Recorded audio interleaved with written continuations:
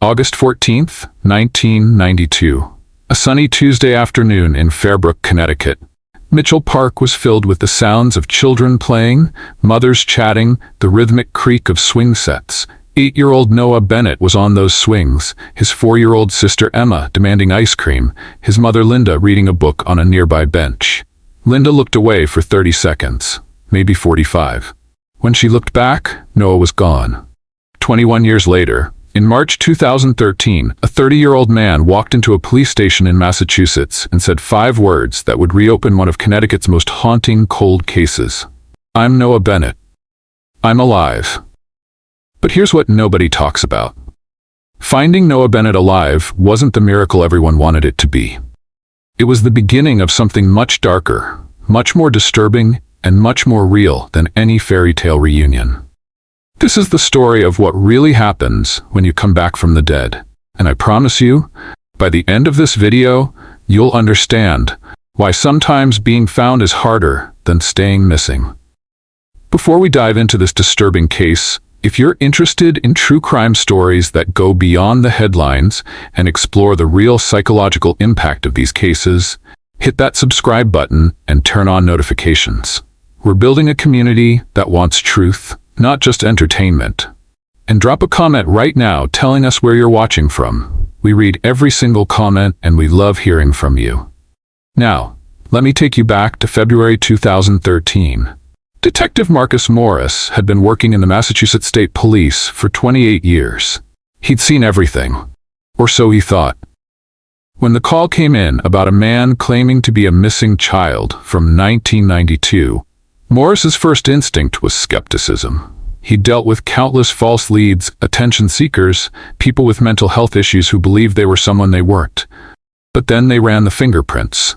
Noah Bennett had been fingerprinted as part of a child safety program his school ran in 1991.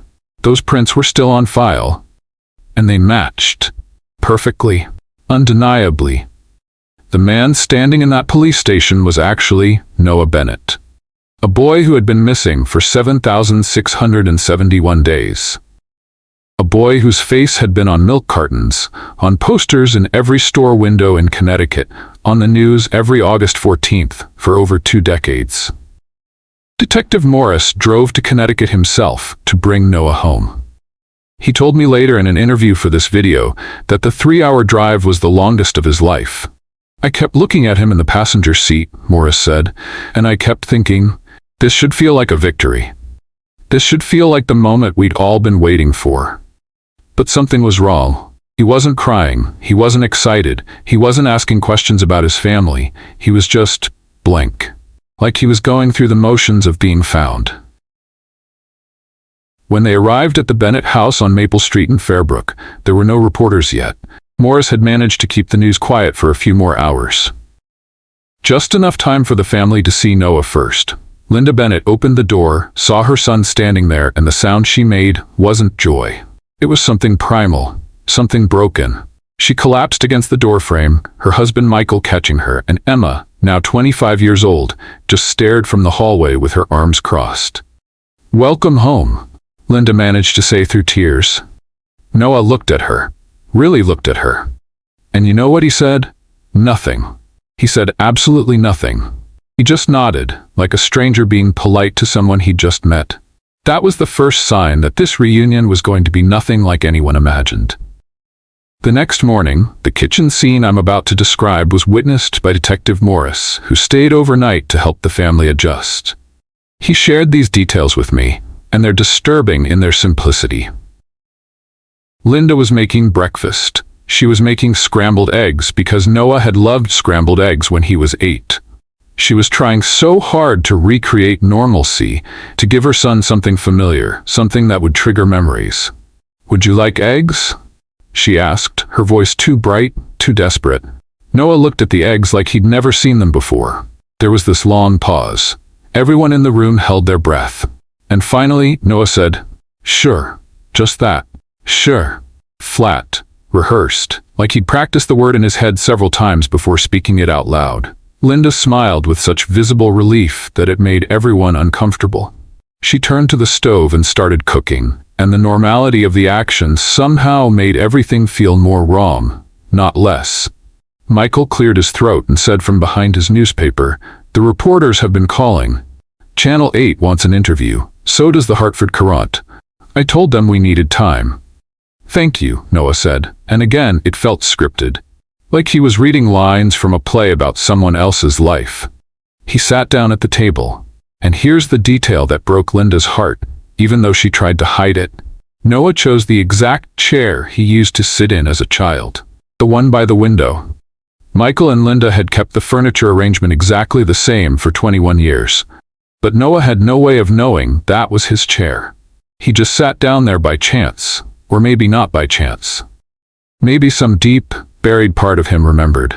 Linda paused mid-stir, spatula frozen in her hand, and Emma saw her mother's eyes fill with tears she wouldn't let fall. Emma, watching all of this, finally broke the silence. She pushed off from the refrigerator where she'd been standing and asked, "Do you remember this house?"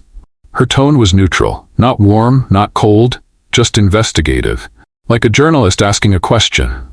Noah turned to look at her. "Some of it," he said slowly. "The stairs, the way the front door sticks when it rains." Michael's head snapped up from his newspaper. "You remember that?" "I remember someone telling me about it," Noah said. And there it was. The distinction that landed like a stone in still water. He didn't remember. He remembered being told about remembering. Noah's father's expression shifted from hope to something more complicated. Something that looked like grief wearing the mask of acceptance. This is when I need you to understand something crucial about this case. What makes Noah Bennett's story so disturbing isn't that he was kidnapped. Terrible as that is, we've heard kidnapping stories before. What makes this case uniquely horrifying is what happened next. For 21 years, Noah Bennett lived a normal life. He went to school, he saw doctors, he had neighbors. He lived in regular houses in regular neighborhoods with regular people all around him. And nobody, not one single person, noticed that anything was wrong. Detective Morris called me 6 months ago when I started researching this case. He's retired now, 68 years old, and he told me something that still haunts him. He said, "I've spent the last 12 years trying to understand how a child can disappear in broad daylight from a public playground, live under a false identity for 2 decades, interact with hundreds of people, go to multiple schools, see doctors, have neighbors, have friends, and not one institution, not one teacher, not one doctor, not one neighbor thought to ask the right questions. That's not a failure of one person. That's a systemic collapse." Let me tell you what Noah told the police about what happened to him. But I'm warning you, this is where the story gets dark. Really dark. Noah remembers being at the playground, he remembers Emma crying about ice cream, he remembers the swings, and then he remembers a room. Dark. Cold. Someone telling him to be quiet. Someone telling him that if he was good, everything would be okay. He remembers being afraid. He remembers crying and being told to stop. He remembers learning to stop. "How long were you in that room?" Detective Morris asked during the first official interview. "I don't know," Noah said. "Days maybe, or weeks." Time felt different. Eventually, Noah was moved from that room to a house. A normal house, with wallpaper in the kitchen and a television in the living room and a yard with grass. A man lived there. Noah was told to call him David. He doesn't know if that was his real name. He was never told David's last name. He never asked. "Can you describe him?" Morris asked. Tall, brown hair, glasses sometimes. He worked during the day, some kind of office job. He seemed normal. That was the strangest part. Everything seemed normal. Later, a woman appeared. She came and went. Noah thinks she was David's girlfriend. She was nice to him, brought him books, taught him things. Her name was Sarah. Or maybe Stephanie. She told him different names at different times. Noah never knew which one was real. And here's the thing that nobody wanted to hear. David and Sarah never pretended Noah was their child. They never created this elaborate fiction where Noah had always been with them. They just acted like he'd always been there. Like he belonged to them in some unspoken, undefined way. They never explained what Noah was to them, and after a while, Noah stopped asking. "When did you realize you had been taken?" Morris asked. "That you had a family looking for you." Noah's answer is chilling. "I don't remember a specific moment. I think I always knew somewhere. But knowing and being able to do something about it are different things. I was 8, then I was 9, then I was 10. The more time passed, the less real my old life felt. It became like a story someone had told me once, something that happened to someone else.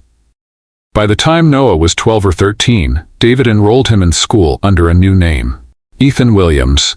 He had all the paperwork, birth certificate, social security card, everything looked real. And here's what's terrifying, nobody questioned it.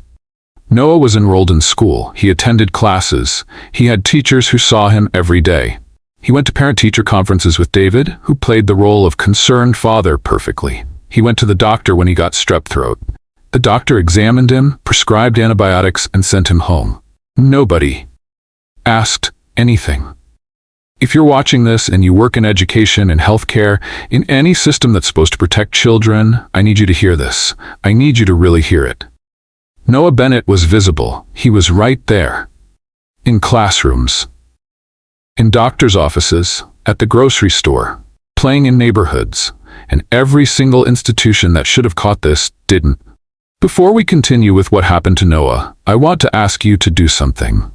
If this story is affecting you, if you're feeling angry or sad or disturbed, channel that emotion into action. Hit the like button if you think stories like this need to be told, even when they're uncomfortable.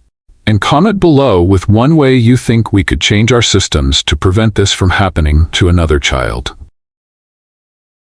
I read these comments, and so do policymakers and educators who watch these videos. Your voice matters. Now let's talk about what was happening to Noah's family while he was gone, because this part of the story is important to understand what came next. Linda Bennett became a different person after Noah disappeared. According to Emma, who I spoke with for this video, her mother's entire identity became about finding Noah. She maintained a website. She updated it every week with new information. She appeared on talk shows. She worked with organizations for missing children. She lobbied for changes to laws. She never, ever gave up. But that obsession came at a cost. Michael almost left. Emma told me there was a night when she was 6 years old when she called her father crying because he'd packed a bag and was staying at a hotel. He came back, but the distance between him and Linda remained. They lived in the same house, but inhabited different realities. Linda lived in a reality where Noah was coming back any day. Michael lived in a reality where Noah was gone and they needed to somehow keep living. And Emma became the easiest child in the world. She never complained. She never demanded attention. She got perfect grades. She took care of herself. Because she understood even at 4, even at 6, even at 10 years old, that her parents didn't have anything left to give her. Their grief had consumed everything. I became a ghost in my own family, Emma told me. Noah was gone, but he was more present than I was. He was in every conversation. He was in every silence. He was the reason for everything we did or didn't do, and I was just there, existing in the space his absence created. When Noah came back, Emma's worst fear was realized, not in the dramatic way of nightmares where everything explodes, but in a quieter, more insidious way. Because the man claiming to be her brother was a stranger. He didn't look like family. He didn't act like family. He was polite and distant and clearly uncomfortable, going through the motions of reunion without any of the emotion. And Linda's entire focus shifted to Noah. Again, Emma told me she felt like she lost her mother twice. Once when Noah disappeared, and once when he came back. Let me tell you about the interrogation. Because this is where we learn exactly what happened to Noah, and it's worse than you think. Detective Morris conducted multiple interviews with Noah over several weeks. Noah answered every question. He was cooperative. Almost too cooperative. He never got angry, never broke down, never showed much emotion at all. It was like he was reporting facts about someone else's life. Morris asked about the identity change, about becoming Ethan Williams. Noah explained it clinically. When he was 12 or 13, David told him they needed to enroll him in school. They needed documentation. So David created Ethan Williams. Used the social security number of a child who had died in infancy in 1984. Created a birth certificate that was professional grade, good enough to pass any verification. And it did pass. Every time. For years. We moved around a lot, Noah said. Different towns, different schools. I was always the new kid. Nobody asked too many questions, and I learned how to answer the ones they did ask. I learned how to be Ethan Williams. Morris asked the question everyone wanted answered. Why didn't you try to escape? Why didn't you tell someone? Noah's answer is complicated and honest. At first I couldn't. I was 8. I was scared. I didn't know where I was. I didn't know how to get help. And then time passed. By the time I was old enough to potentially do something, I didn't know what to do. I didn't know who to trust. I didn't know how to explain what had happened. And I was afraid. Afraid of what David might do. Afraid of what would happen to me. Afraid that somehow I'd be in trouble for not escaping sooner. He paused. Then he said something that made Morris's blood run cold. And if I'm being completely honest, by the time I was a teenager, I wasn't even sure I wanted to leave. That life was all I knew. Being Ethan Williams was easier than trying to figure out how to be Noah Bennett again. So I stayed. And every day I stayed made it harder to leave. Every year that passed made me more complicit in my own captivity. This is the part of Noah's story that made people uncomfortable. Because it doesn't fit the narrative we want. We want victims who fight back. We want clear heroes and villains. We want someone who was held against their will and escaped the moment they could. But trauma doesn't work that way. Grooming doesn't work that way. By the time Noah was old enough to potentially leave, he'd been psychologically conditioned for years. His identity had been systematically dismantled and rebuilt. He didn't know how to be Noah anymore. At 18, David helped Noah get a driver's license. Under the name Ethan Williams, he helped him apply for jobs, helped him open a bank account. All the normal things a father might help a son do, except the foundation was built on forged documents and a stolen identity. And Noah went along with it. He moved to Rhode Island, got a job at a grocery store, lived alone in a small apartment. For years, living as Ethan Williams, dating as Ethan Williams, making friends as Ethan Williams, all while knowing, somewhere deep down, that none of it was real. I was 29 years old, Noah told Morris, and I realized I had no past, no real identity, no connections to anything real. Every relationship was built on a lie. Every friend eventually asked questions I couldn't answer. I was so tired of being no one. I thought maybe if I came back, if I became Noah again, I could finally be real. I could finally exist. So he walked into that police station and turned his life inside out. Let me tell you what happened with the investigation. Because this is where the story gets even more frustrating. Detective Morris and the FBI followed up on every address Noah provided. Every name, every detail. They tracked down the schools Noah attended as Ethan Williams. They found his medical records. They interviewed people who had known Ethan Williams, teachers, doctors, landlords, neighbors, and they found nothing useful.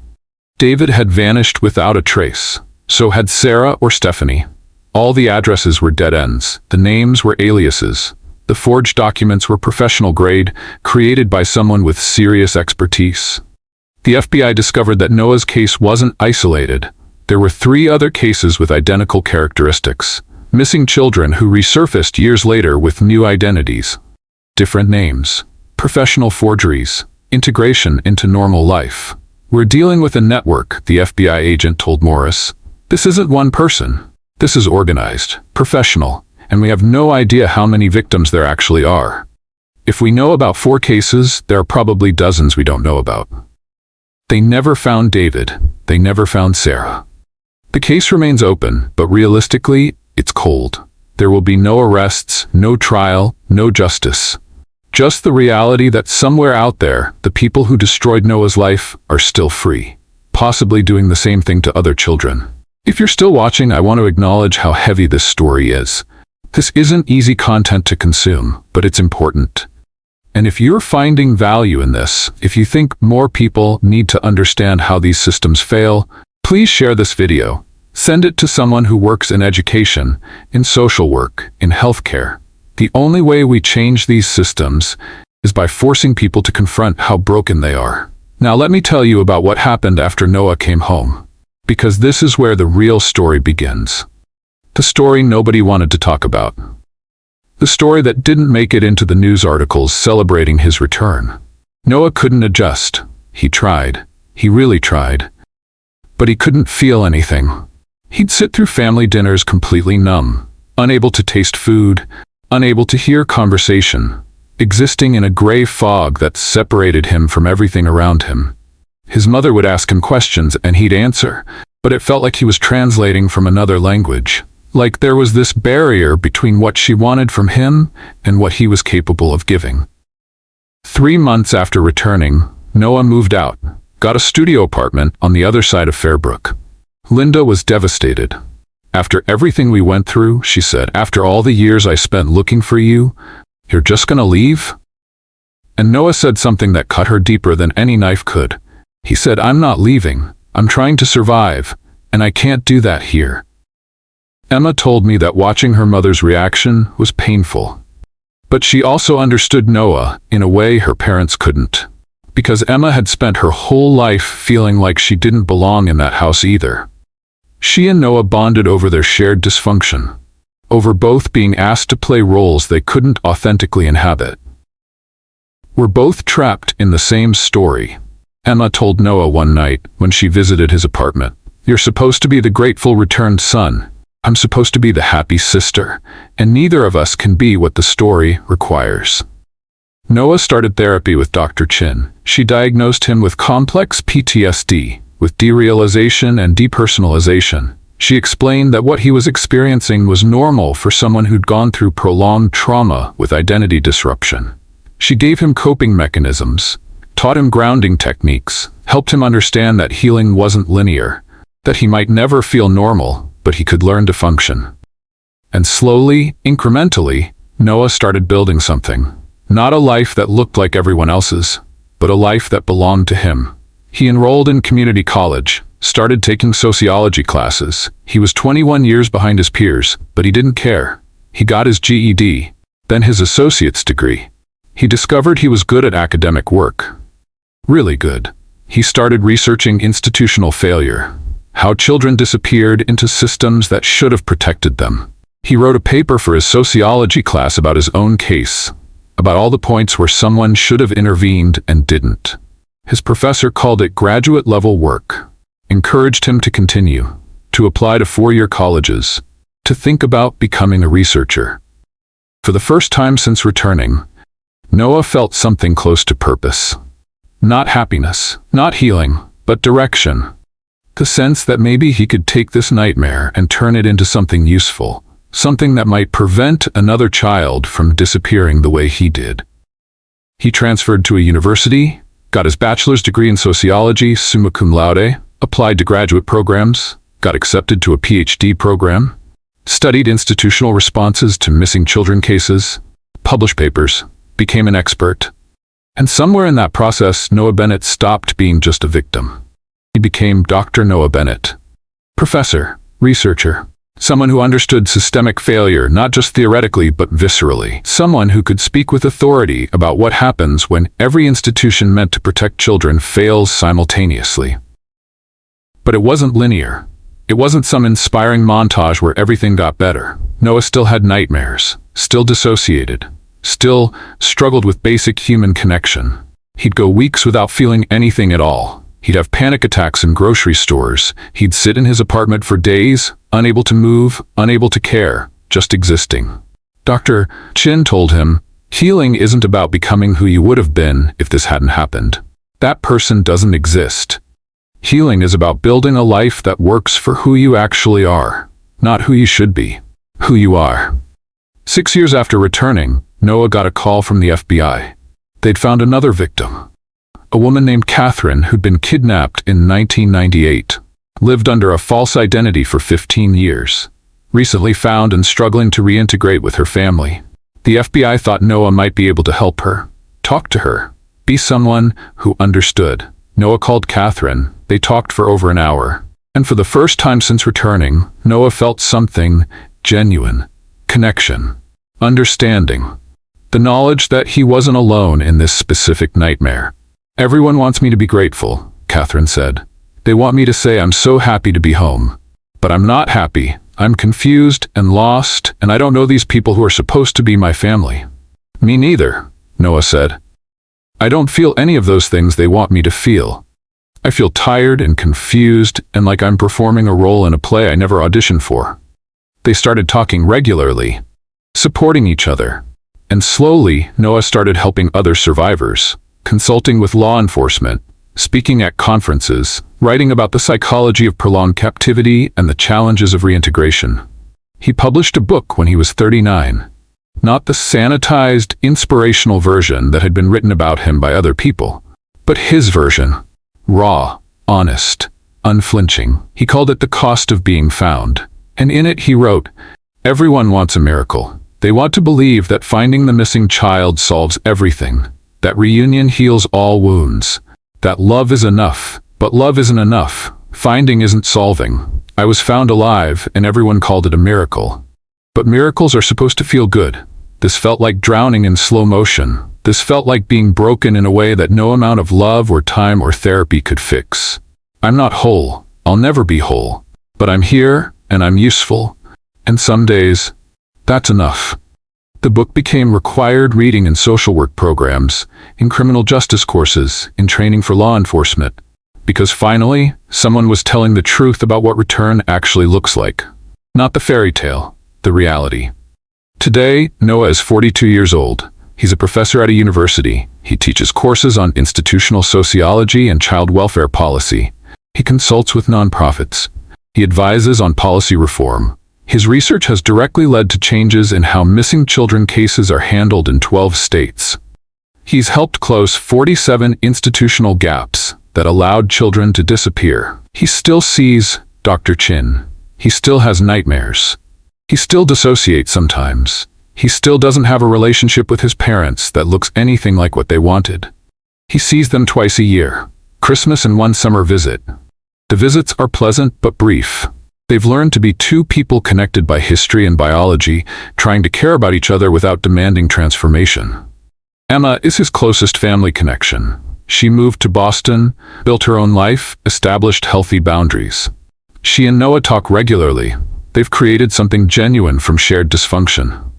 Catherine got married, had a daughter, became a therapist specializing in trauma. She and Noah stay in touch. They've built a small network of survivors who understand what nobody else can understand. Detective Morris is retired. He calls Noah every few months. They've become something like friends.